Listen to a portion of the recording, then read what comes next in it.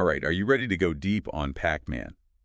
We're talking glowing mazes, those classic 8-bit sounds, and a whole lot of dot munching. Yeah. But there's way more to this legend than meets the eye. Oh, absolutely. We've got some great sources lined up today, a mix of gaming history, the pop culture side of things, and even some deeper analysis, right? Yeah. Like what this game might say about society. Yeah, some really fascinating stuff. So get ready for some serious aha moments. Yeah. You might be surprised at what we uncover about Pac-Man and how this game still resonates even today. Totally. And I'm excited to dive into your research. Okay, so first things first, the origin story. I got to know what sparked this whole Pac-Man phenomenon. Well, you're not going to believe this, but it all started with a pizza, like a literal pizza. Apparently, the designer, Toru Iwatani, was... Wait, really? Yeah, he was looking at a pizza, missing a couple slices, and bam, inspiration hit him. A pizza? That's wild.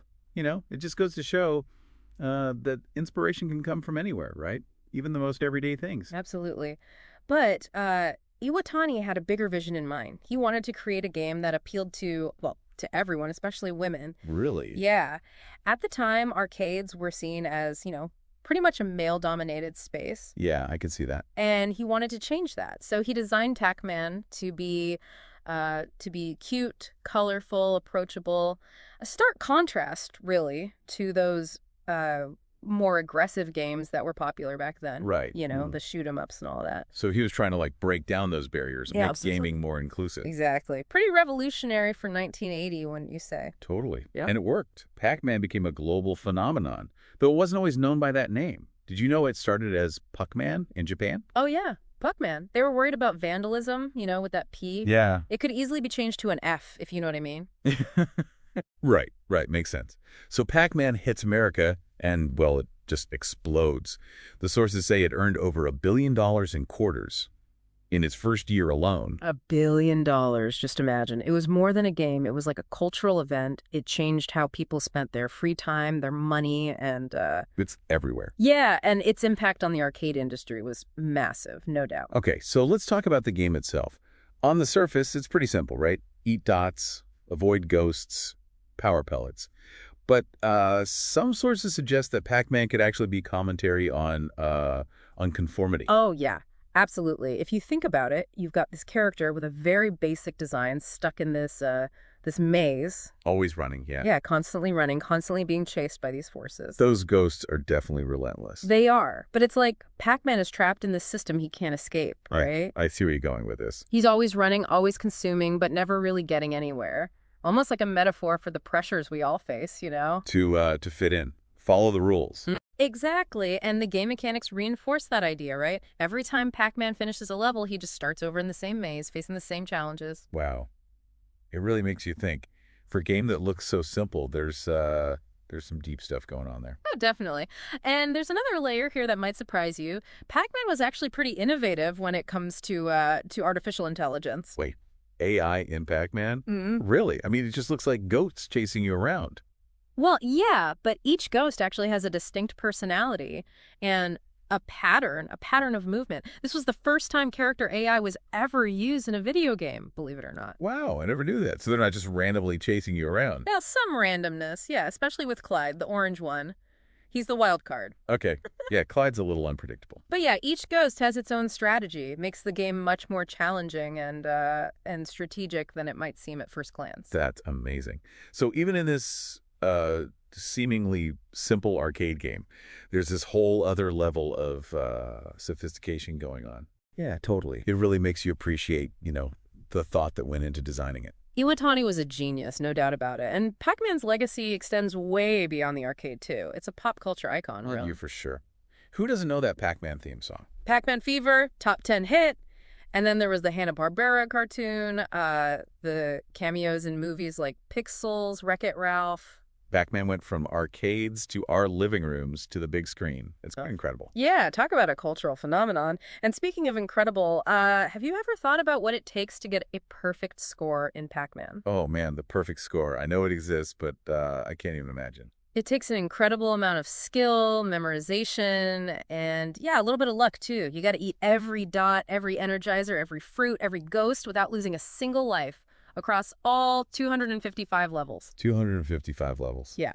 The first publicly verified perfect score wasn't achieved until 1999. Wow, that's dedication. It was Billy Mitchell, his name is forever linked to Pac-Man history, his score. 3,333,360 points. That's insane. And it just goes to show, right? There's so much depth to Pac-Man, even decades after it was released. Absolutely. It's a game that keeps on giving, keeps on surprising us. Okay, so we've covered a lot of ground. Origins, cultural impact, the perfect score. But there's still so much more to explore, right? Oh, you have no idea. Get ready for part 2. We're going to dive even deeper into the Pac-Man phenomena. Can't wait. Welcome back to our deep dive into Pac-Man. We've already uncovered so much about this game, from pizza-fueled inspiration to its revolutionary design, breaking barriers and all that. Yeah. It's fascinating, right? But there's still more to uncover. Remember how we were talking about Pac-Man being like a commentary on conformity? Oh, yeah. It was pretty mind-blowing to think about it that way. Like all those simple game mechanics and what they could mean on a deeper level. Right. Well, some scholars believe that Pac-Man could also be seen as a reflection of consumerism. Consumerism. Okay. I'm intrigued. How does Pac-Man connect to consumerism? Well, think about Pac-Man's constant pursuit of those dots, right? It's like this never-ending quest for consumption. True. He's always hungry, always munching. But is that really consumerism? Or is it just, a fun game mechanic? It's definitely open to interpretation. But if you think about that maze with its winding paths and limited choices, it could be seen as a representation of a consumerist society, where we're kind of guided down these predetermined paths, encouraged to consume more and more. So you're saying Pac-Man is like trapped in this system, right? A system that wants him to keep consuming, even though there's no real end in sight. That's one way to look at it. And it makes you think about our own relationship with consumerism, right? In the real world, are we all just running through a maze, chasing after that next thing without really questioning why? Wow, that's a pretty heavy thought. I never imagined I'd be, analyzing Pac-Man through the lens of consumerism. It's amazing what you can find when you dig a little deeper, right? And there's another interpretation of Pac-Man that might surprise you. Some believe it reflects the anxieties of the Cold War. The Cold War. Now that's a stretch, don't you think? How could Pac-Man possibly be related to the Cold War? Well, remember, Pac-Man was created in Japan back in 1980, a time when tensions were pretty high between the U.S. and the Soviet Union. Right. The Cold War was in full swing. But I still don't see the connection to Pac-Man. Think about those ghosts, those relentless ghosts constantly pursuing Pac-Man. They could be seen as a representation of that constant threat of nuclear war, that fear that loomed over everything back then. The ghosts as nuclear annihilation. That's a pretty intense interpretation for an arcade game. It is, but it's worth considering, right? Especially given the historical context. This was a time when people were genuinely afraid that the world could end at any moment. Yeah, I guess I can see that. The fear of the unknown, that sense of being hunted, trapped in a situation you can't escape. Exactly. And Pac-Man, even with its playful look, might have been tapping into those subconscious fears. It's amazing how a game that's supposed to be, fun and entertaining can also reflect those deeper anxieties of its time. It's the power of art, I guess. It can speak to us on multiple levels, even when we're not aware of it. So we've gone from pizza inspiration to social commentary to Cold War anxieties.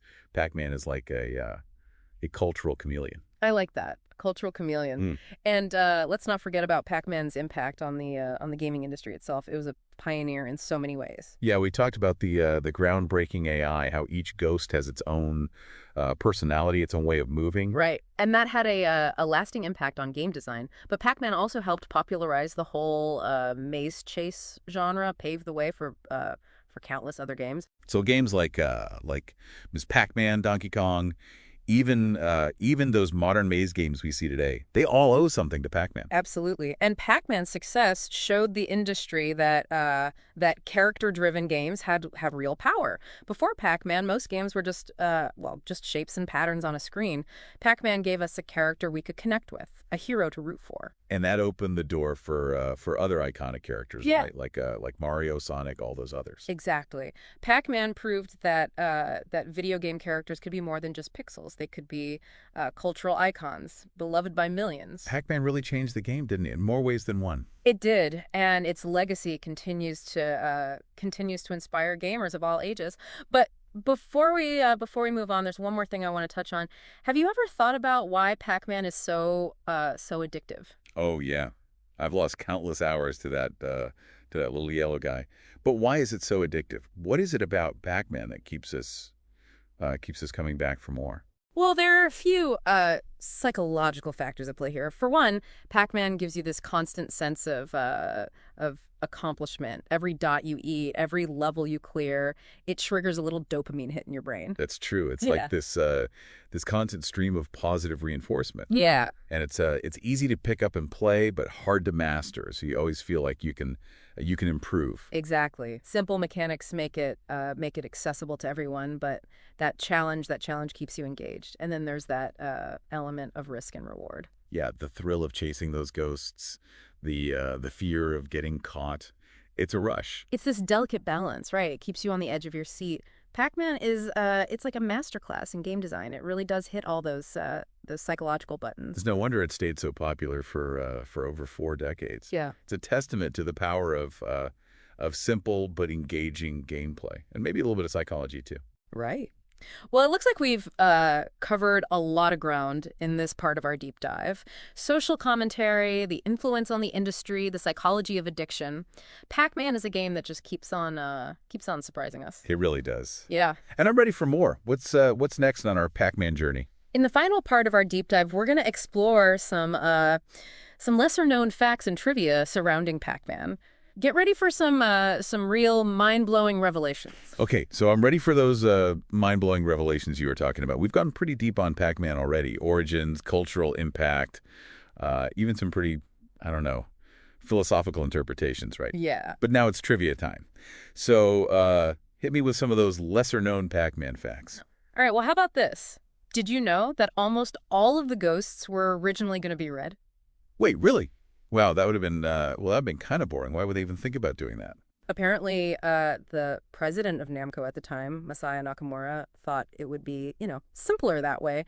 But thankfully, Iwatani, the games designer, really pushed for the variety that we see today. I'm glad he did. I mean, giving each ghost its own color and personality really Yeah. makes the game, it adds a whole other layer of strategy to the whole thing. You got to learn how to deal with each ghost differently. Exactly. It makes each ghost a unique challenge.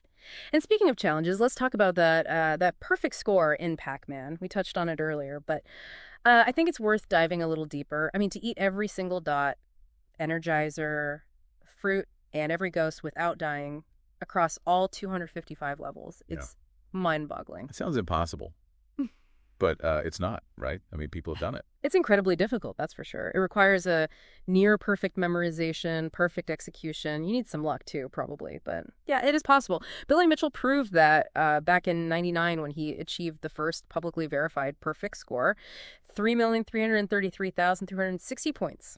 It's a legendary score, and it really shows how dedicated Pac-Man fans are. I mean, Yeah. people are still striving for that perfection all these years later. It's really amazing. Yeah, it really speaks to the depth of the game. Even with these simple mechanics, there's this whole other level of mastery that players can achieve.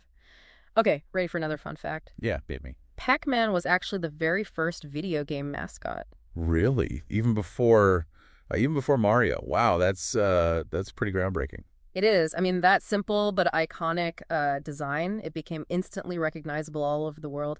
Pac-Man really set the stage for all the other beloved gaming characters that came after. It's true. From pizza inspiration to cultural icon to gaming mascot, Pac-Man has had quite a journey. It's more than just a game.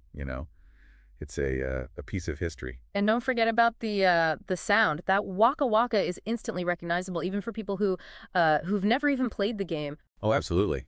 That sound is legendary. It's so iconic. I can hear it in my head right now, but I actually don't know how that sound came about. Believe it or not, Iwatani, the games designer, he actually came up with the sound himself. He was trying to mimic the sound of someone eating. So it's just someone munching. That's amazing. It's so simple, but it's one of the most famous sound effects in video game history. It really goes to show that you never know where inspiration is going to come from. You really don't. And I think that's a big part of what makes Pac-Man so appealing even today. It's full of these, surprises and hidden depths and quirky details that make it, that make it really unique.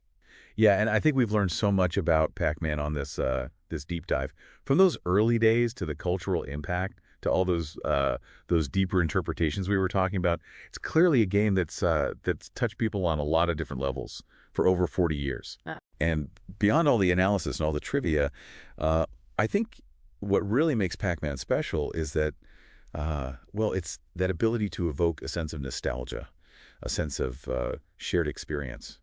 It's a game that connects generations. it really does. Yeah, I can imagine grandparents and grandkids bonding over a game of Pac-Man. It's such a simple concept, but it's just so engaging and fun. It really is. It reminds us of a simpler time in gaming. Yeah. And it's a testament to the power of creative gameplay that really transcends time. Yeah, absolutely. So as we wrap up our Pac-Man journey, I want to leave our listeners with a question. What is it about Pac-Man that still resonates with you today? Is it the nostalgia? Is it the challenge?